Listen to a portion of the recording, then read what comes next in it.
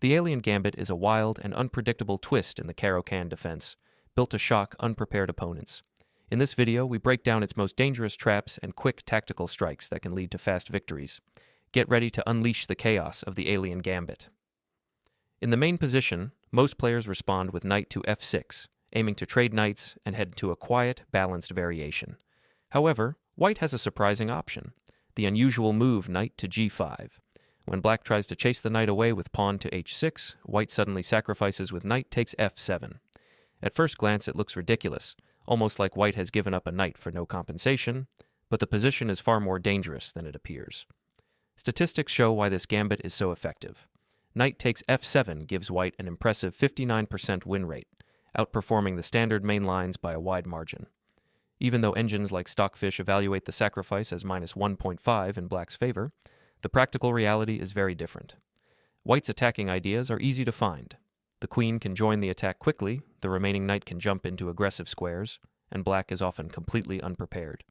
In practice, it is far more difficult for black to defend than it is for white to attack. Today, I'm going to break down this trendy variation, the 10 main traps you must know, and its best refutation. The idea behind knight to g5 is not new.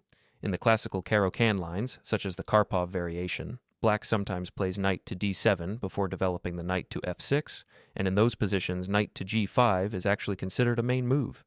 Strong players, including Garry Kasparov, have used similar ideas. The concept remains the same. At the right moment, white can sacrifice the knight on f7 or e6 to launch a devastating attack. For example, there is a humorous trap where after pawn to h6, white can play knight to e6, attacking the queen. If black captures the knight, queen to h5 suddenly ends the game immediately. Using this same theme against knight to f6, the modern Alien Gambit line is less theoretically sound, but it is still extremely dangerous, especially in blitz, unless your opponent is a very strong, highly titled player. As we enter the main line, let me show you one trap. White continues with knight to f3, preparing knight to a 5 check, and also eyeing an invasion on the g6 square.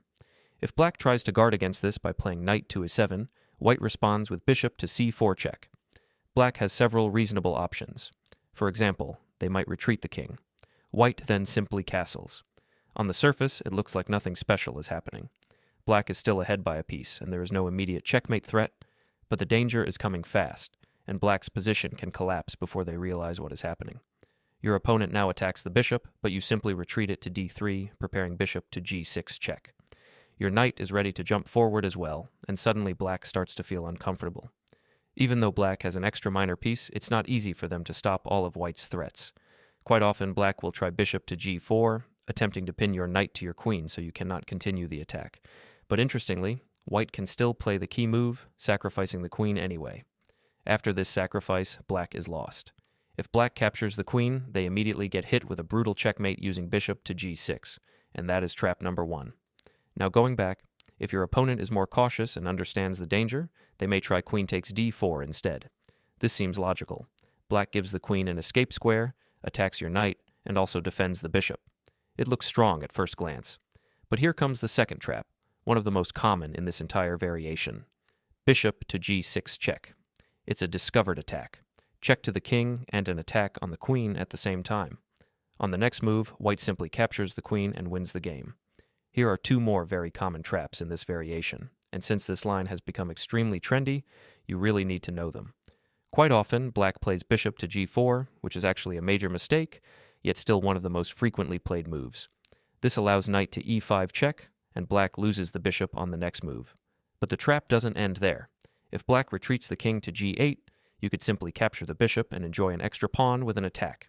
But you can stay tricky and instead play bishop to c4 check. If black hides the king in the corner thinking they are now safe, that is another losing blunder. After queen to d3, you ignore the bishop completely because this leads directly to checkmate. While bishop to g4 is an obvious mistake due to the knight to a5 tactic, the move bishop to f5 seems much better for black. It is better, but still extremely dangerous. White continues with knight to a5 check. After the king returns, white once again plays bishop to c4, maintaining strong threats. And here comes the trap. The only move that keeps black's position healthy is knight to d5. Any other move leads to serious trouble. Black often chooses a more natural-looking defense by either tucking the king away or blocking with pawn to a 6, but both moves are actually losing. white can immediately strike with pawn to g4. For example, if black plays pawn to a6, it doesn't truly defend the pawn. After pawn to g4, the bishop must move, and white simply captures the pawn and continues the attack. So this line is bad for black. The same happens if the king goes to h7. White plays pawn to g4, aiming to remove the bishop from the diagonal. If white manages to do that, queen to d3 would be checkmate, just like in one of the earlier traps. If black tries to counter with bishop to e4, white has a beautiful tactic: pawn to g5, breaking through and threatening checkmate. There are two hilarious lines here. If black captures the pawn with the rook, white delivers a nasty pawn checkmate with pawn to g6. Taking it back, if black instead captures the pawn with a different piece, white does not recapture. Instead, white keeps attacking with knight to f7, which hits the queen, attacks the rook, which we don't even care about, and, most importantly, targets the pawn on g5. The queen is forced to move, and once it does, white simply captures the pawn with check. White keeps delivering checks one after another, and the game is essentially over.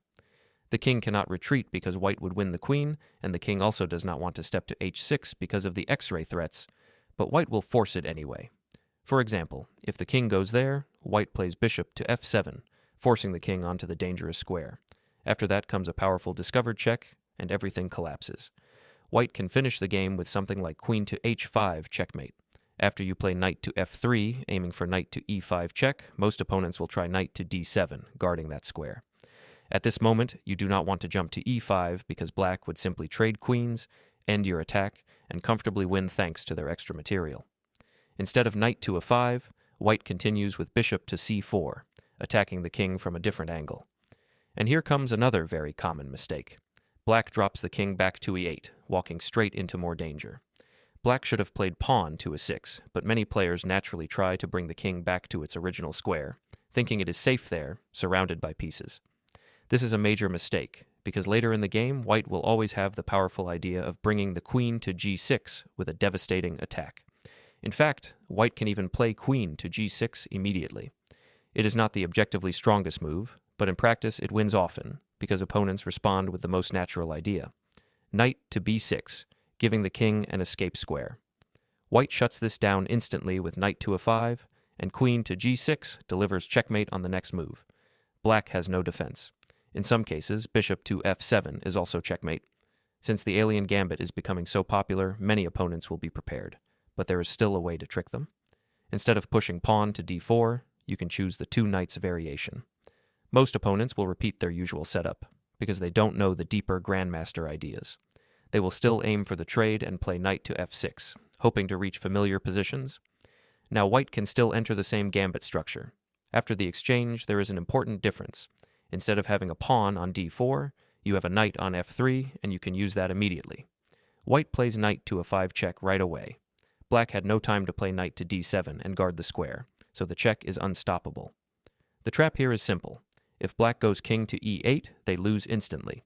The only defensive move is king to g8, but king to e8 fails, just like in the earlier examples. Black is exposed along the weakened diagonal, and white can take advantage of this immediately, leading to an almost forced checkmate.